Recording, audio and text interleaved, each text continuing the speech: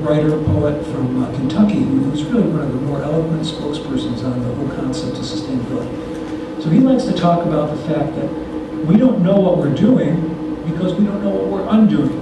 And I think when we're working with natural ecosystems, this is really true. And more we're finding out that we need a lot more humility, that there's a lot we don't understand.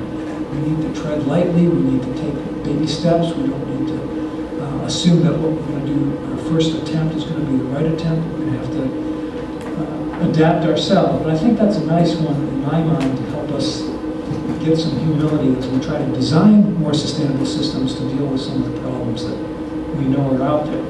All through familiar site that we've had, this was taken very close to Pullman. It's the epicenter of agricultural research in the state, yet this has gone on for as long as I've lived in the state of Washington. And obviously we're going to hear some alternatives to it. But that's been one of the big drivers. Soil is the fundamental resource for agriculture, and if we degrade it, we may not have sustainable agriculture. And there's a wonderful book that was written, The Conquest of Civilizations, by a fellow in the USDA back in the 1930s, where he tracked how a whole range of ancient civilizations essentially collapsed because they didn't take care of their soil. So soil is pretty fundamental to sustainability. Soil interacts with water. So that soil washes off the field with rain. Where does it go? Into the streams and the rivers. And that has a direct impact on water quality and many other issues in the water side of the equation. There's certainly agrochemical issues in terms of erosion moving to streams. But soil and water are integrally linked, and we need to address both of them together. And typically, if we improve the soil, we're going to improve the water. Another big issue, as I mentioned, has been pesticides. That's a big driver, more from the consumer side. Some of the surveys that we've done, you start to talk about soil to the consumers, it's really low on the priority list. You mentioned pesticides, they pay attention. You mentioned water, they pay attention. Soil's dirt. Dirt doesn't have a great reputation, so we need some education there. So those are, big issues that we know are out there. Agriculture is trying to grapple with them. We've made a lot of progress, but we still have a lot more ways to go. But why do we have agriculture? We certainly don't farm just to make soil erosion or just to spray pesticides. We farm because we need to produce food for a population on this planet.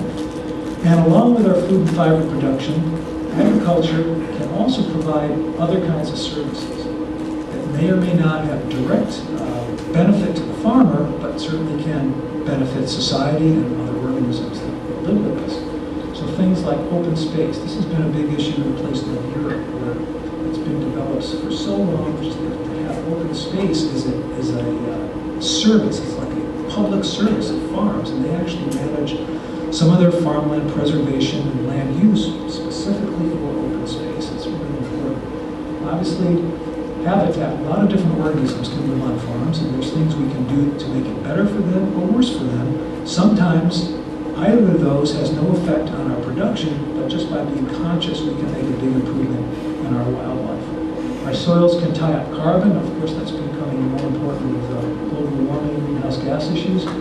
Our soils are wonderful at recycling organic waste. That's really what they're about.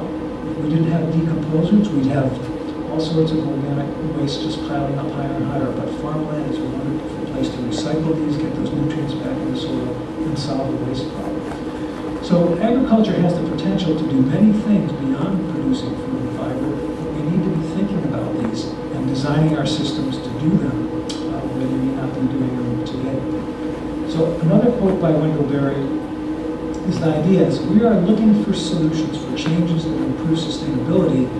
We look for solutions that create more solutions, not more problems. In some of our history of agriculture, innovation, and change, we find one solution, and then 5 years later, we've got 5 more problems that we didn't think about or anticipate.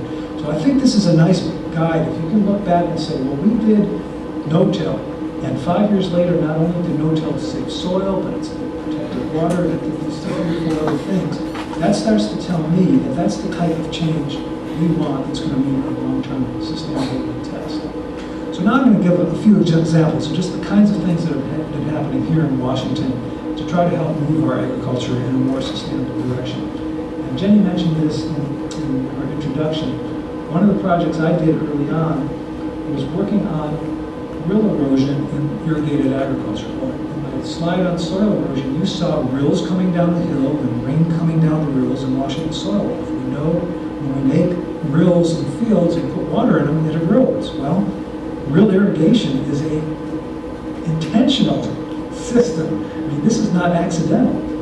This is how our irrigated systems originally started, and erosion has always been part of that. Now we have alternatives with pivot irrigation systems and whatnot, but there's certain crops that are best suited to this type of irrigation because the water doesn't touch the leaves. By not touching the leaves, you avoid a whole host of disease problems, which means you don't have to use a whole bunch of pesticides. So certain crops are going to be growing this way into the foreseeable future.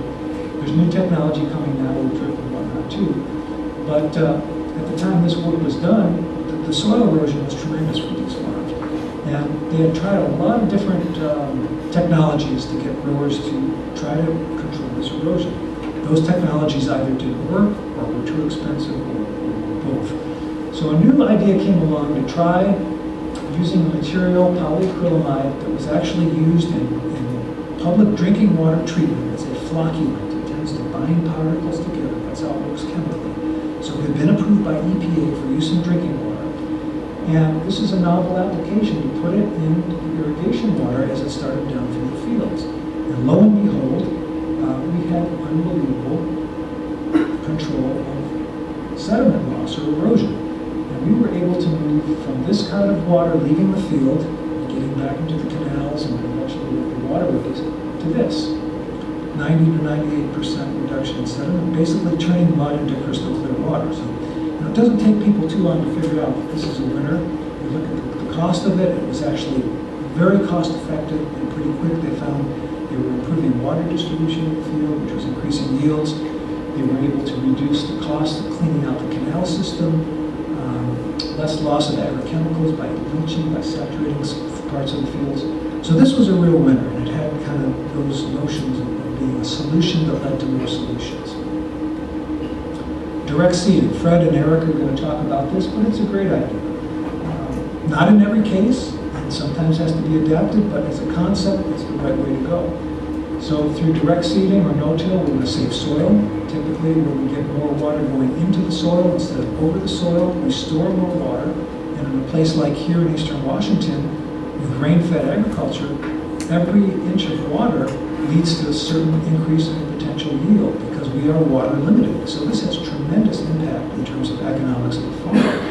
At the same time, we're driving a lot less over the field, so we're reducing our fuel, our equipment, wear and tear, we're reducing our labor, and we're reducing CO2 emissions just by using the tractor less.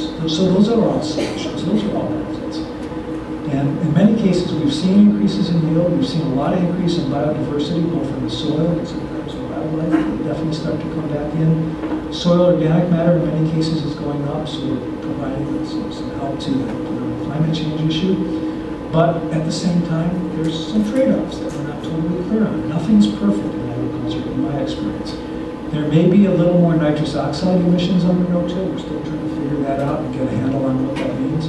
Nitrous oxide is another greenhouse gas, but it is about 230 times as potent as carbon dioxide. So a little bit of N2O equals a lot of CO2, and we need to take it seriously if we're trying to deal with this greenhouse gas situation. Weeds can be a real problem in no-till, and in many cases herbicide use has gone up, at least for a period, and diseases.